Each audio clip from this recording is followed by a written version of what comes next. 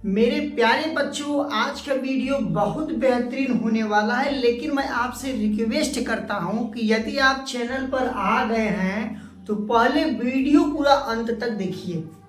क्योंकि बच्चे करते क्या हैं, जैसे 1 मिनट हमारा वीडियो देखें, 1 मिनट किसी और का वीडियो देखेंगे, 1 मिनट 2 मिनट और किसी का वीडियो देखेंगे, 1-2 मिनट और किसी का वीडियो देखेंगे। इसमें क्या होता है, उनका टाइम लॉस हो जाता है, उनका टॉपिक कुछ भी क्लियर नहीं होता। ऐसे ऐसे आधा घंटा 1 घंटा भी डाल देते हैं। तो हम उससे बचेंगे, उससे हम लोग आप लोग इसको पूरा देखेंगे, आपको 100% है बहुत अच्छे से समझ में आएगा। आज का मेरा जो टॉपिक होने वाला है, किसी भी तार को यदि खींचा जाए, यदि इसको सिकुड़ा जाए, यानी भाई उसको दोहरा जाए, सिकुड़ने के बाद तार तो भाई सिकुड़ तो सकते नहीं है, तो इसको दोहर दिया जाएगा तो उसका प्रतिरोध क्या होगा, ऐसे टॉपिक को हम लोग समझेंगे। तो सबसे पहले उसके लिए कुछ 1-2 फार्मूला हम लोग पहले समझेंगे। देखिए, आर प्रिपोर्शनल यल होता है। आर प्रिपोर्शनल यल का मतलब क्या होता है, आर यहाँ पर प्रतिरोध है। लेकिन आपसे एक रिक्वेस्ट और कर लेते हैं, यदि आप प्रतिरोध के बारे में, विद्युत धारा के बारे में, विभवांतर के बारे में क्लास 12th में है किरचॉफ का नियम, इस टॉपिक का वीडियो नहीं देखे हैं तो चैनल पर अपलोड है और मैं डिस्क्रिप्शन में भी उसका लिंक दे दूंगा, आप लोग उस पर जाकर देख लीजिएगा, फिर बहुत अच्छा से आप लोग को समझ जाएगा। प्रतिरोध वाला वीडियो जरूर आप लोग जाके देख लीजिएगा। तो यहाँ पर आर प्रिपोर्शनल यल हो गया। इसका मतलब ये होता है कि यदि किसी तार का लंबाई बढ़ाओगे तो प्रतिरोध बढ़ेगा। सिंपल से, बहुत कुछ हमें नहीं समझना है। किसी भी तार का लंबाई बढ़ाओगे तो उसका प्रतिरोध बढ़ेगा। और इक्वेशन नंबर फर्स्ट हो गया। दूसरा हमारा कंडीशन क्या कहता है कि आर प्रिपोर्शनल 1/a। इसका मतलब क्या होता है, किसी भी तार का क्षेत्रफल बढ़ाओगे तो प्रतिरोध घटेगा। देखिए, नीचे वाला जो मैटर कोई भी नीचे आ जाता है, यदि उसको बढ़ाओगे घटाओगे तो यहाँ वाला वैल्यू जस्ट अपोजिट काम करेगा। जैसे ए नीचे है तो ए को यदि बढ़ाओगे तो ए वैल्यू घटेगा, यदि ए को घटाओगे तो ए वैल्यू बढ़ेगा। इतना समझ में है। अब इसका हम नाम रखते हैं इक्वेशन 2। अब इसको हम जोड़ेंगे तो यहाँ पर हमारा हो जाएगा आर प्रिपोर्शनल L/A हो जाएगा। भाई इसमें तो कुछ समझना नहीं, इसी से आया है। अब देखिए, प्रिपोर्शनल यानी समानुपाती का जो सिंबल है, इसको जब भी हम हटाएंगे तो हमारा कोई ना कोई कांस्टेंट आएगा, यानी नियतांक आएगा। तो यहाँ पर देखिए, हटाने का मतलब हट के बराबर हुआ, यहाँ पर नियतांक आएगा, रो आएगा, इसके बराबर हो जाएगा L/A। ये आप लोग पहले फार्मूला समझ लीजिए।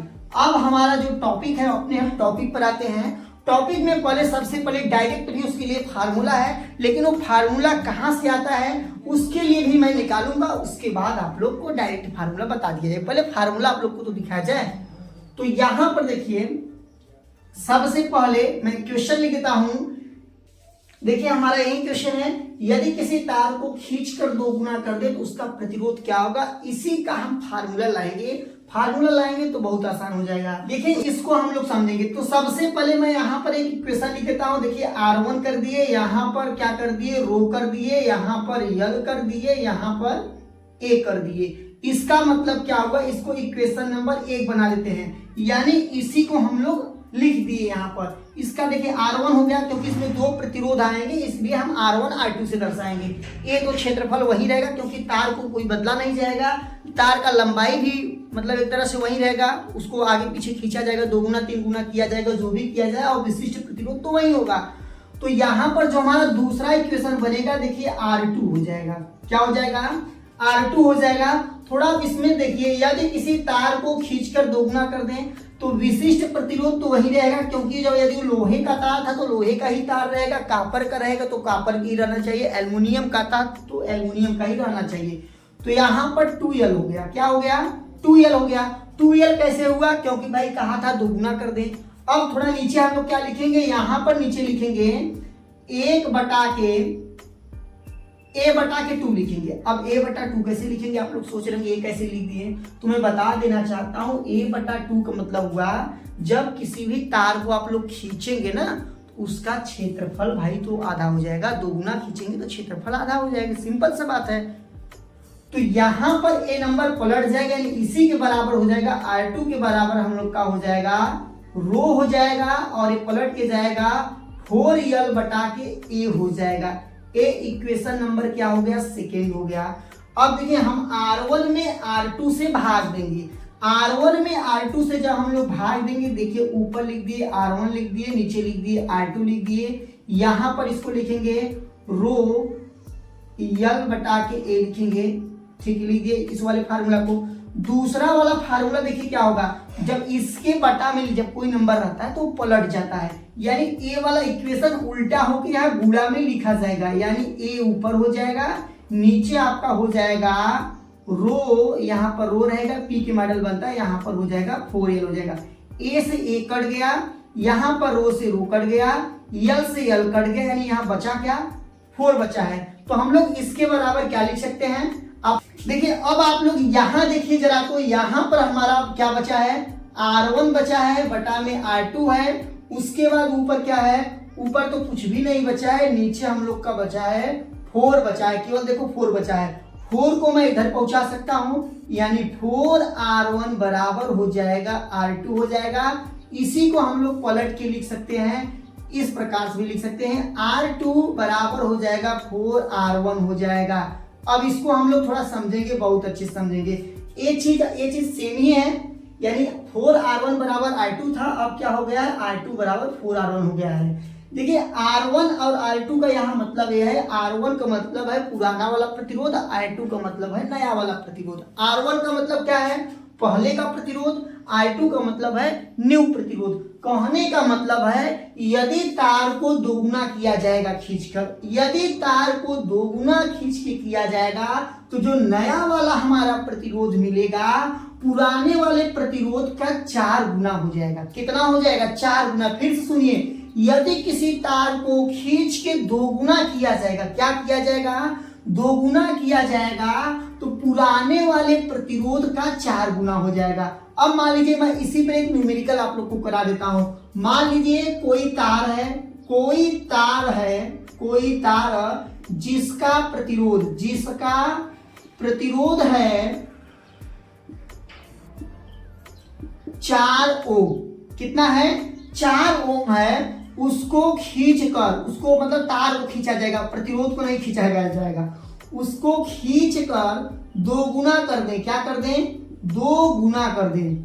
2 गुना करेंगे तो क्या होगा, सिंपल सा बात है। देखिए हमें क्या पूछा है, 2 गुना कर दें, पहले क्वेश्चन कंप्लीट कर दें। 2 गुना कर दें तो उसका प्रतिरोध, क्या पूछा है, प्रतिरोध। देखिए मैं यहाँ शॉर्टकट में R लिख दिया, R मतलब प्रतिरोध होता है। यानी कहने का मतलब, फिर से क्वेश्चन समझिए, कह रहा है कोई तार है, उसका प्रतिरोध 4 ओम है। कितना है, 4 ओम है। उसको खींचकर 2 गुना किया जाता है तो उसका नया वाला प्रतिरोध क्या होगा। तो हम लोग अभी जस्ट फार्मूला पढ़े हैं, बराबर क्या पढ़े हैं, नया वाला प्रतिरोध बराबर 4 गुणे पुराना वाला प्रतिरोध। क्या पढ़े हैं, नया वाला प्रतिरोध बराबर 4 गुणे पुराना वाला प्रतिरोध। तो कहोगे यहां पर क्या होगा, R2 बराबर हो जाएगा 4 गुणे पुराना वाला प्रतिरोध कितना था, 4 ओम, यानी यहाँ पर 16 ओम हो जाएगा। इतना समझ गए कि नहीं समझ गए। फिर से सुनिए, इस क्वेश्चन में कहने का मतलब था कि कोई एक तार था, उसका प्रतिरोध 4 ओम था, उसको खींच के 2 गुना किया गया। तो अब खींचने के बाद उस तार का प्रतिरोध क्या होगा। देखिए सबसे मैं पहले बता चुका था, यदि किसी भी तार का लंबाई बढ़ाया जाएगा तो उसको प्रतिरोध क्या होगा, बताओ क्या होगा, बढ़ेगा। प्रतिरोध क्या होगा, बढ़ेगा। यानी जब इस तार को खींच के पतला किया गया, मतलब लंबा किया गया, तो इसका भी प्रतिरोध बढ़ेगा। तो यहाँ हमने 4 गुणे 4 कर दिया, यानी हमारा आंसर आया 16 ओम आया।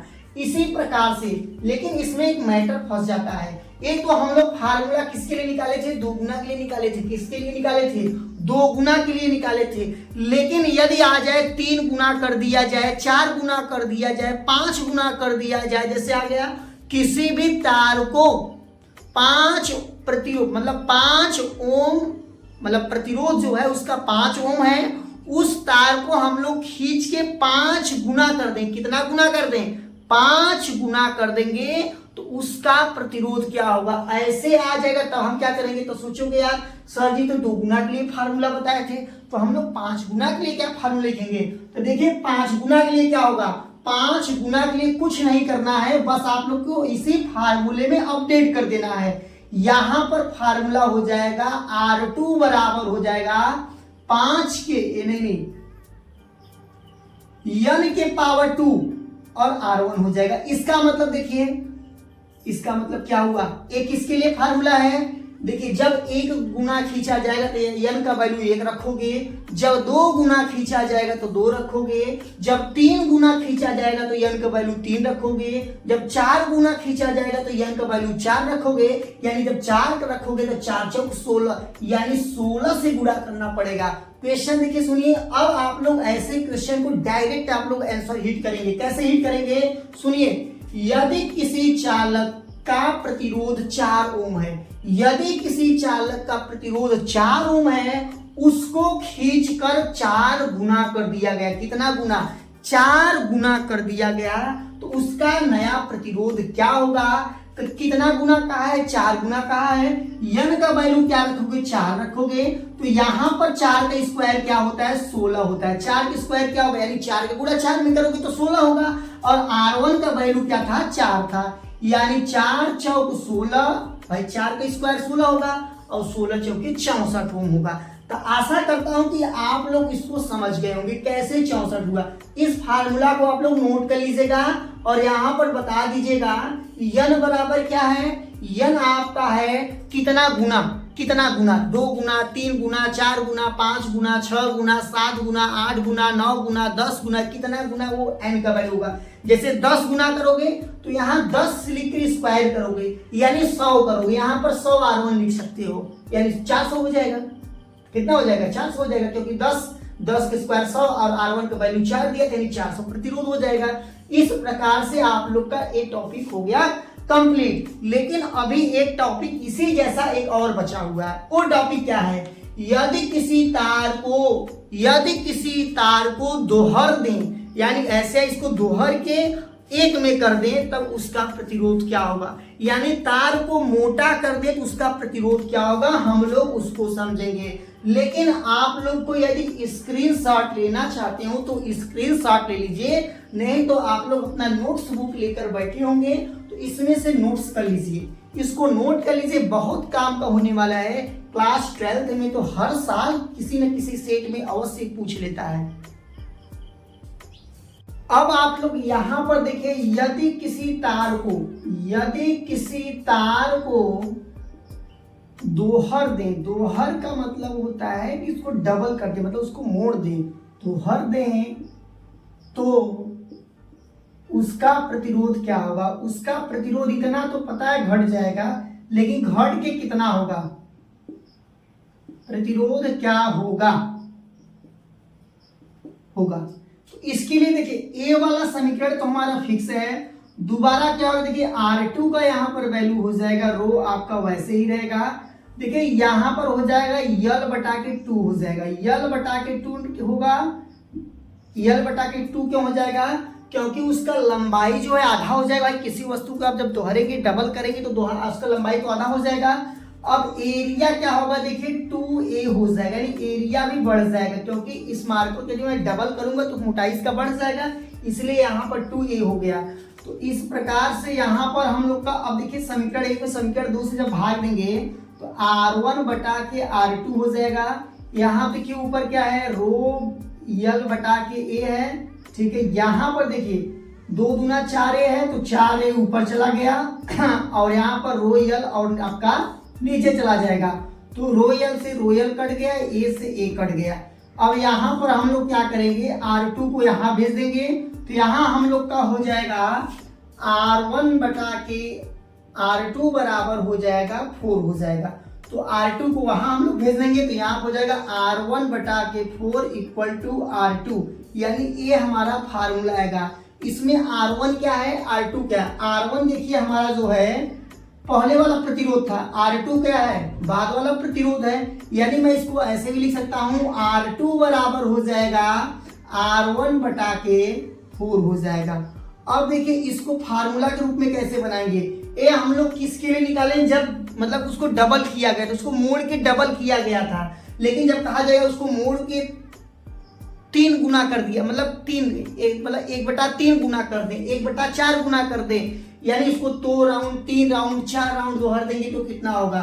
तो उसके लिए जितना राउंड कहेगा आप क्या करेंगे, उतना n के पावर लगा दीजिएगा। जैसे 1/4 गुना, तो यहाँ पर 4 की पावर 2 कर देना, 1/5 गुना कर दिया गया, मतलब दोहरा गया है, तो उसको क्या करेंगे 5 का स्क्वायर लगा देंगे। जितना उसको छोटा किया जाएगा, कितना गुना उसको छोटा किया जाए उतना पावर में हो जाएगा।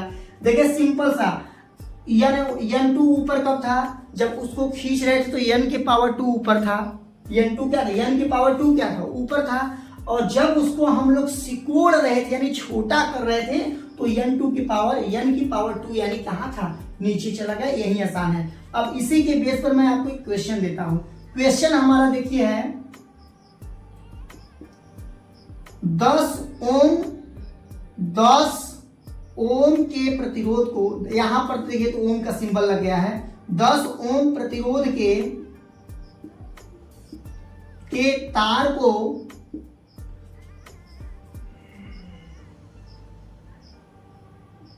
डबल कर दिया गया है, डबल